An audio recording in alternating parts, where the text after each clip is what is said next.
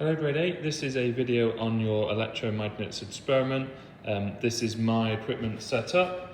What we have here is our electromagnet, which is an iron nail, 10 centimeters long, with a piece of insulated copper wire wrapped around it to make the solenoid. It's connected with crocodile clips and connecting leads to, in this part of the video, it's 2 batteries, but I've gone from 1 to 5 batteries, and you'll see some results for that. So some of you will have changed voltage. Some of you will have changed the number of coils.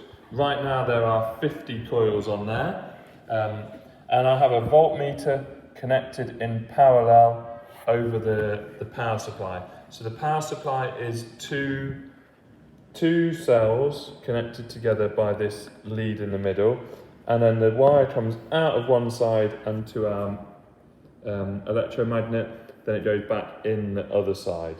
Yeah, and the voltmeter is connected to it, although having a little bit of a rough time at the moment. Then what I have here is an app on my iPhone called Detector, where it's picking up micro Tesla. By playing about with my phone, I worked out that the sensor is in this corner, because that gave me the biggest reading. You can see when it's up against it, that's the biggest reading, whereas when I twist it round, you can see quite a low reading. So I had to play about with that and I worked that out. And then for convenience, I have separated it from my phone, and with each reading I checked the distance to be my finger width, which I'm measuring to be exactly 1 centimeter. So I had a control variable that is the distance between the electromagnet and the sensor. Bit of fluctuation, as you can see, which made life difficult to make our readings. So in terms of evaluation, it was very difficult to decide, because as you can see, that decimal point is really fluctuating, but then it also fluctuates the other number. So when I did my results, I didn't include the decimal point, I just got rid of it, and then I guessed what I felt was the right one. In order to make the electromagnet, I just, how can I get it so you can see this? I just literally wrapped the piece of wire around the nail and counted as I went, and then I squashed it together to try and make it nice and condensed. So that's how I made it.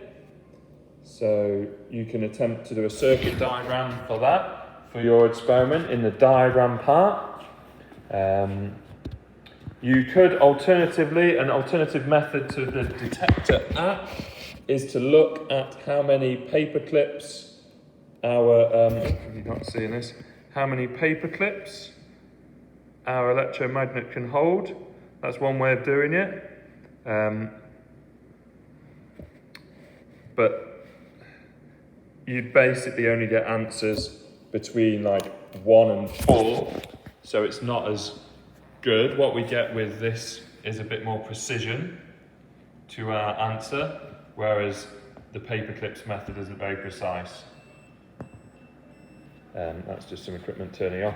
So yeah, I changed the number of cells and kept the number of coils constant and got a set of results. I also kept the number of cells constant and changed the number of coils. So whichever one of the 2 experiments you did, I have data for you. So this is where we had 10 coils, and that's your voltage. So I changed the number of volts.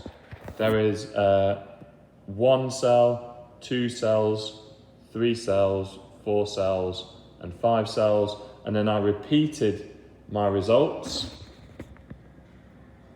And on this board, I kept the number of cells the same, 2 cells, and I changed the number of coils from 10, 20, 30, 40, 50, and I did, again, 3 repeats of it. So what you need to do is you need to find an average for the strength and then you need to plot a graph of either number of coils against strength or voltage against strength, and then you should be able to continue with your criteria C using that.